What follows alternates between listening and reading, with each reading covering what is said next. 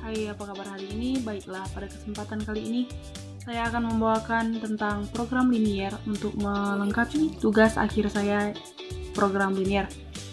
Di sini saya akan membawakan dua penyelesaian. Yang pertama metode simplex dan yang kedua analisis sensitivitas. Pada yang pertama kita akan masuk pada penyelesaian metode simplex dan yang kedua pada penyelesaian analisis sensitivitas simplex. Nah, kita akan masuk ke persoalannya terlebih dahulu. Sebuah perusahaan hendak membuat dua jenis pemutih yang bermanfaat sebagai desinfektan yang banyak dicari konsumen di pasaran, yaitu Vanish dan Proclean.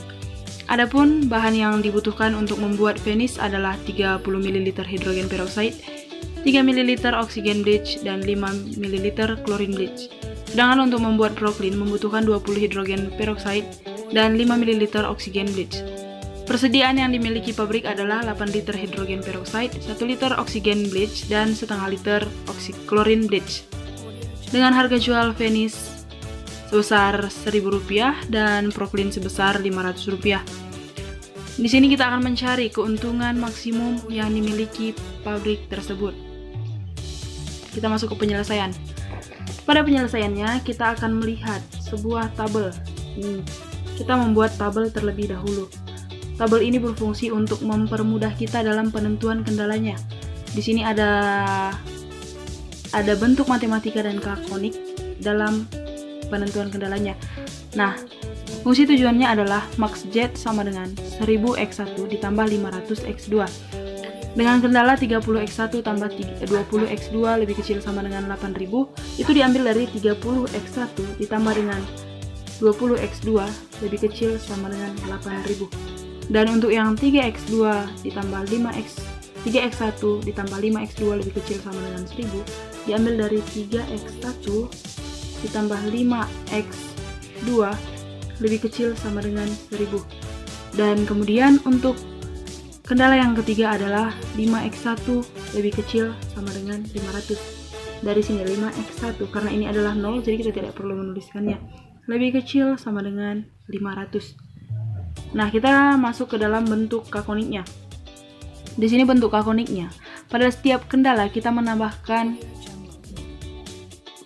variabel surplus untuk mengubah pertidaksamaannya menjadi persamaan, yaitu dengan kendala 30x1 tambah 20x2 tambah S1 sama dengan 8000, 3x1 tambah 5x2 tambah S2 sama dengan 1000, dan 5x1 tambah S3 sama dengan 500.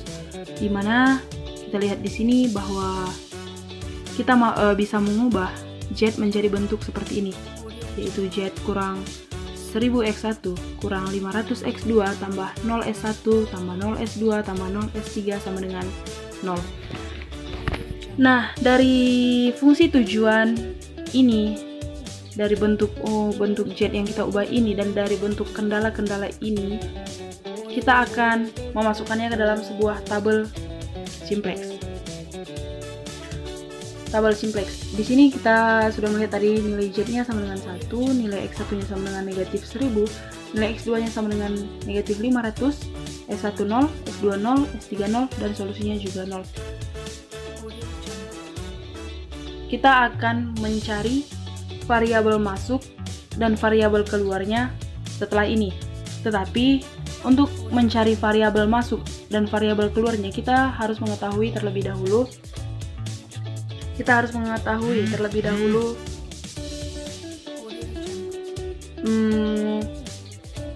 apa yang menjadi fungsi tujuan kita, memaksimumkankah atau meminimumkan. Di sini karena tujuan kita adalah memaksimumkan, jadi kita akan mengambil variabel masuknya, yaitu negatif paling besar. Di sini negatif paling besar. Di sini kita lihat bahwa negatif paling besar itu adalah negatif 1000, yaitu variabel untuk X1. Jadi kita masukkan di sini X1 dengan solusi-solusinya. Namun pada variabel basisnya kita masukkan mulai dari S1-nya saja, kalau Z-nya tidak ikut. Untuk mencari rasionya, kita membagikan solusi dengan X1. Jadi solusi dibagi X1, 8000 dibagi 30, kita mendapat 800/3. 1000 dibagi 3 kita mendapat 1000 per 3, dan 500 dibagi 5 kita mendapat 100.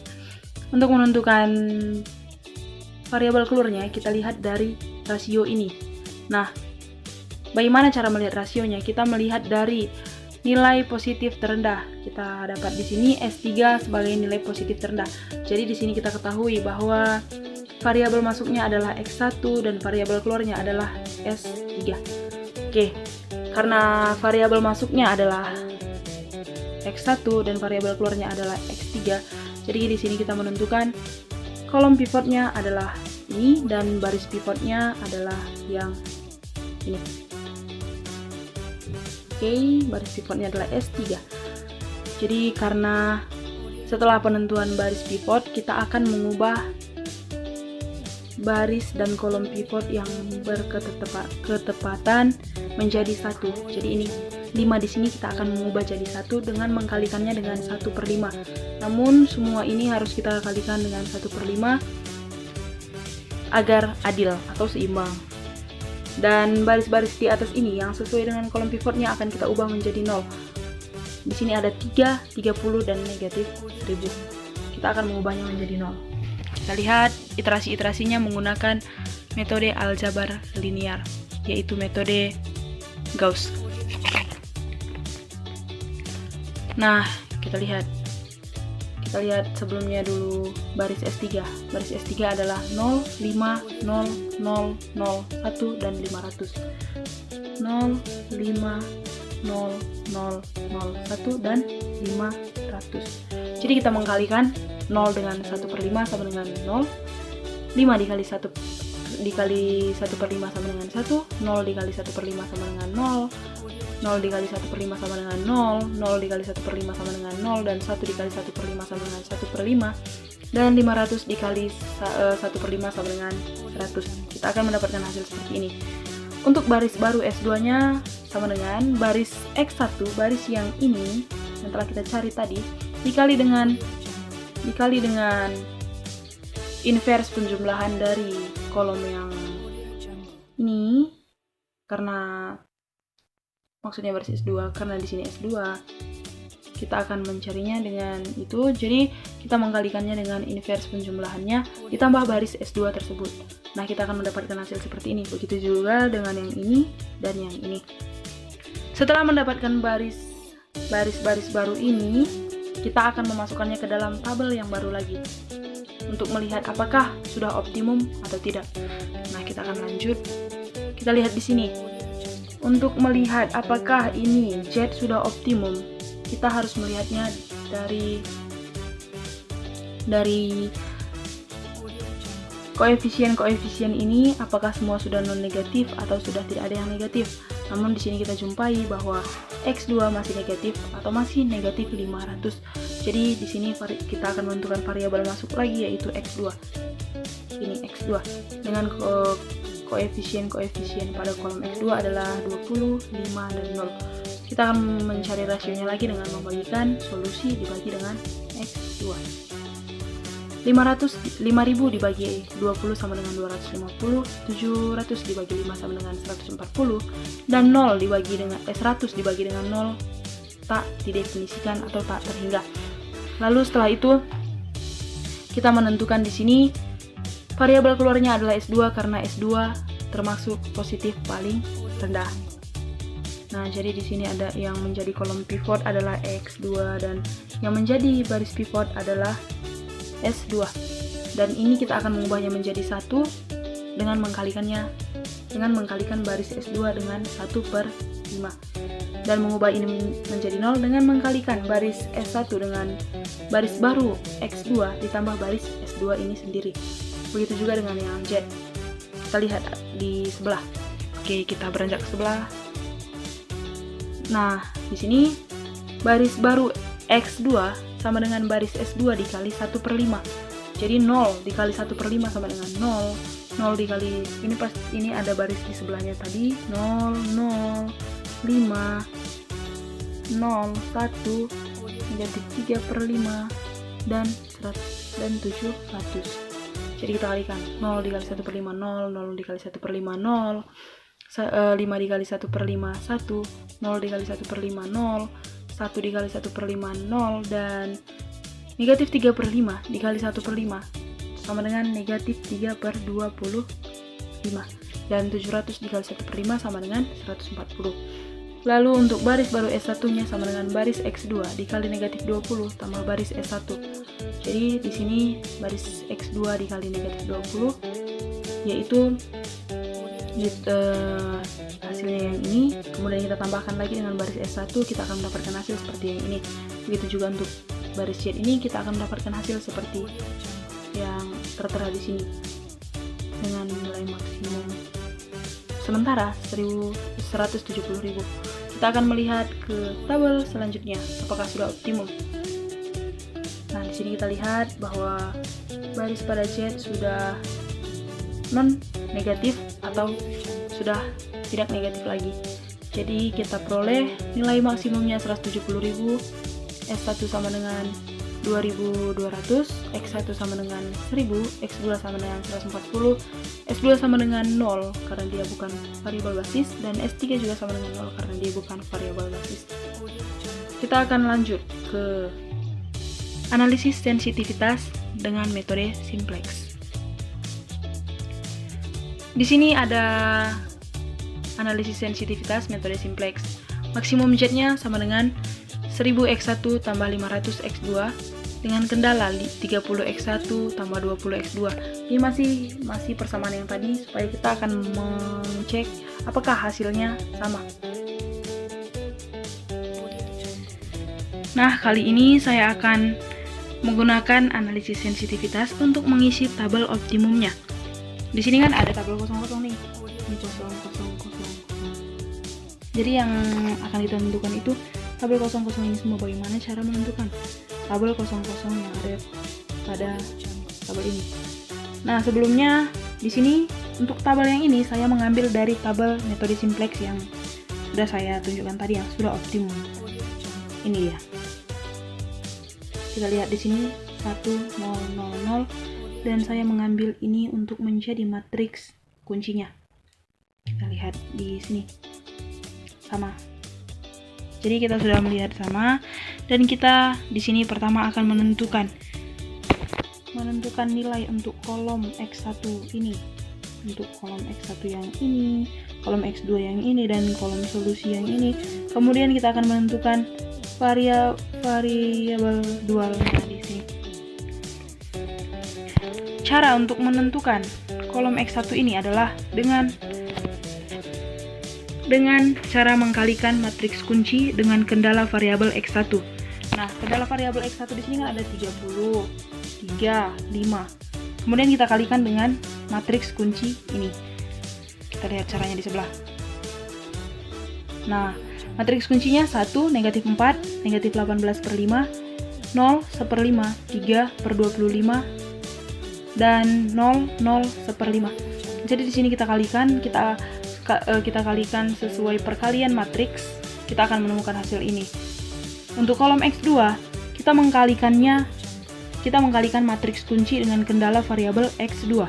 Kita melihat di sebelah, variabel kendala X2 adalah 20, 5, dan 0. Jadi, kita mengkalikan matriks kuncinya dengan 20, 5, dan 0. Oke, kita akan menemukan hasil seperti ini. Kalau untuk solusi atau penyelesaiannya, kita mengkalikan matriks kunci dengan